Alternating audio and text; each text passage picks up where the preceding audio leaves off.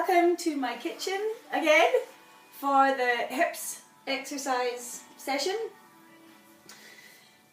Again, if you want to do a little bit of a warm-up before you start, that would be a good idea. You can do some stretches, you can do some marches, a little bit of upper body stuff, you can do rotations, anything that feels like it just moves your body. Okay, nobody's watching you when you're at home, so you can make up your own thing.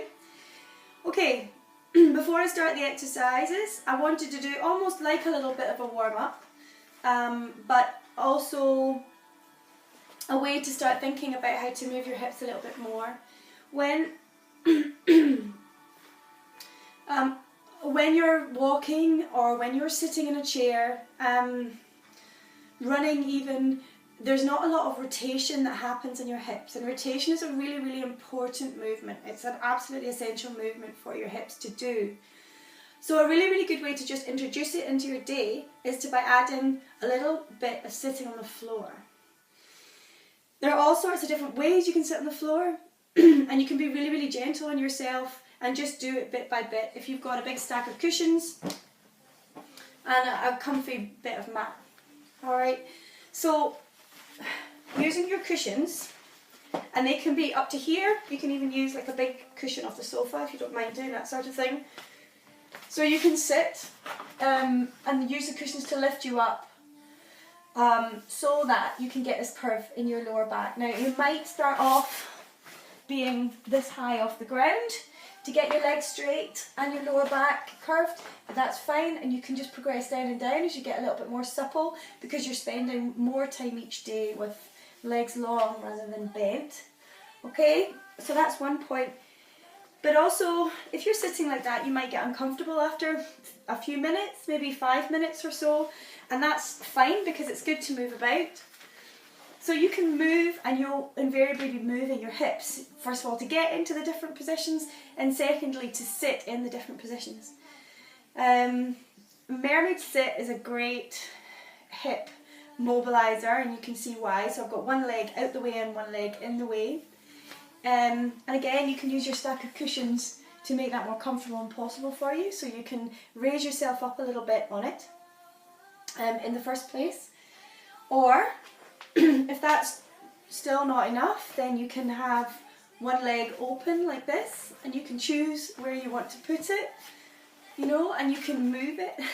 There's nothing to stop you doing any of that. And you can see that all of this is moving my legs in a way that I probably would find difficult. I certainly couldn't do it in the cinema or in the car, or sitting chatting to friends in a cafe, or something else that I was doing.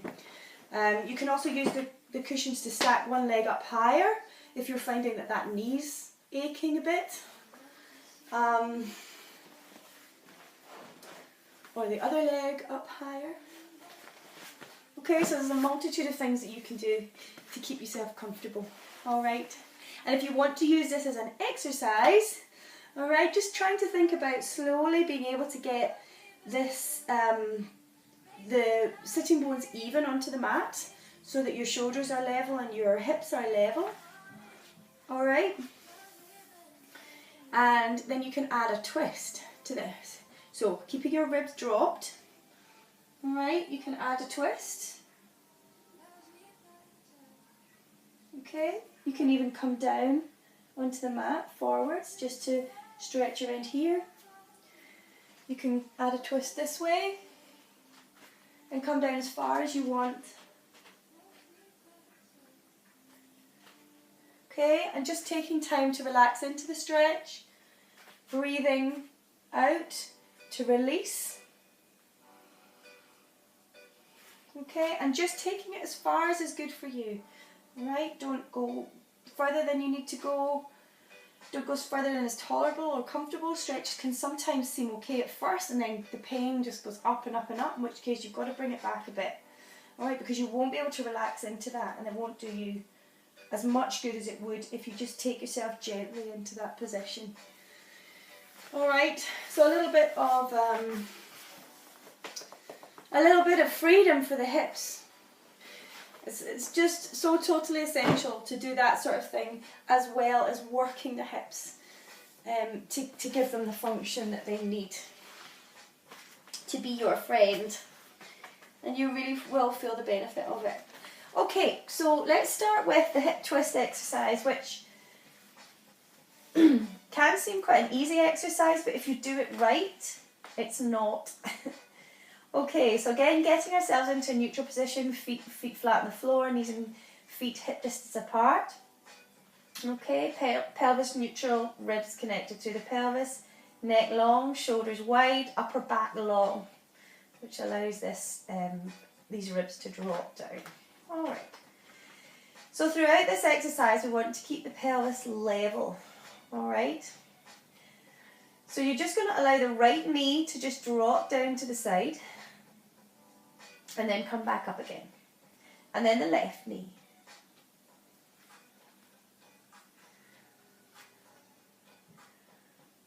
Okay, and then the right knee. Okay, so keeping your pelvis level, and you know you're doing that if you feel your hip bones, or you can look at yourself in a mirror or video yourself if you're feeling brave. Alright, now the working leg is actually the one that's still. Okay, so it's similar to exercises we've done before.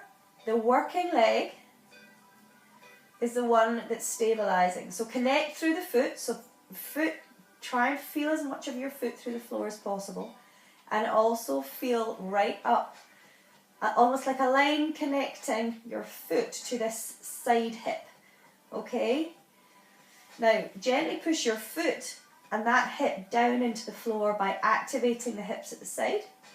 Okay, so this muscle here, glute med and glute min, work alongside the foot to keep your pelvis level. Alright, so if you think, imagine the imprint that your bottom is making onto the mat. Alright, and keep that imprint the same the whole way through. It'll feel like you have to push this side down to keep it level.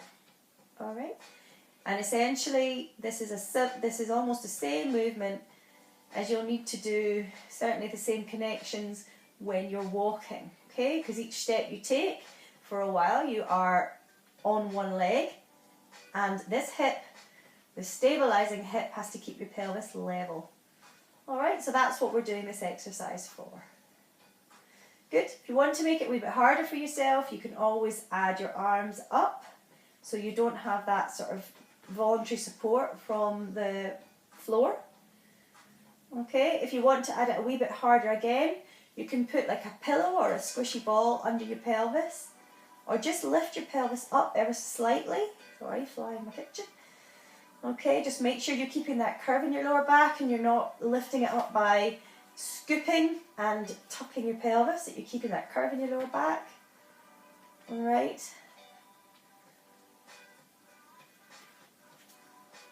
Fly. Okay, and this is even more like walking because you have nothing to lean on with your pelvis, and you can make it even more of a challenge by adding arms up if you want. Remembering that if you really can't keep your pelvis level, then it's time to go back a level. Okay, you can challenge yourself for a bit and then go back a level, but if you're sort of all over the place and you're really not managing it, go back a level. Your strength will build up, especially if you do it sort of more than once a week and try and integrate it into your walking. Okay, so that's hip twist 1. Then we can go into a nice mobilising exercise, which I love. Really good stretch. Feet and knees together, arms out in a T shape to the side, palms up to the ceiling, so you can really open up through the shoulders. Again, ribs dropped, curve in your lower back, and you're just pretending that your knees and feet are glued together. So that knee has to come on top of the other knee. So the top knee stays stuck to the lower knee.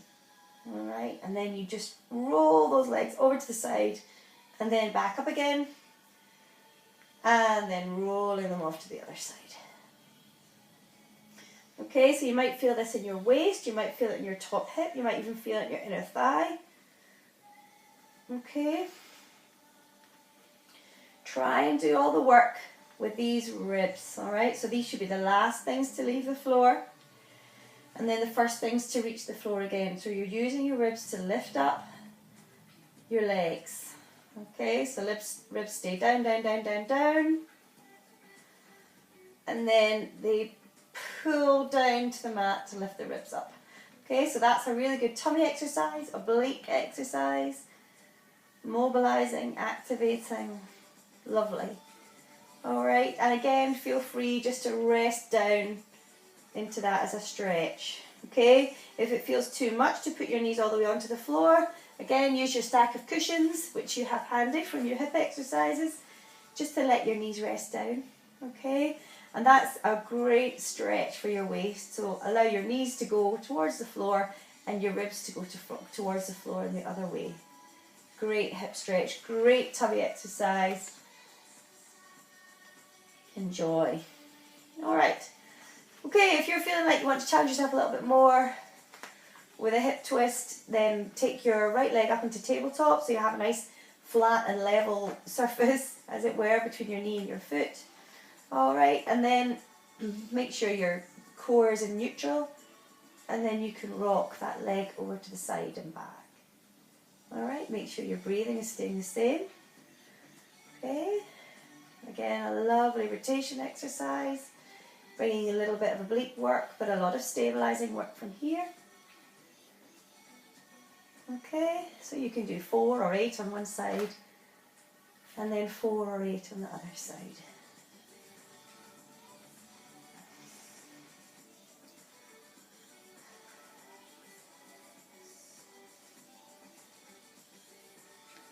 Good. Okay, lovely.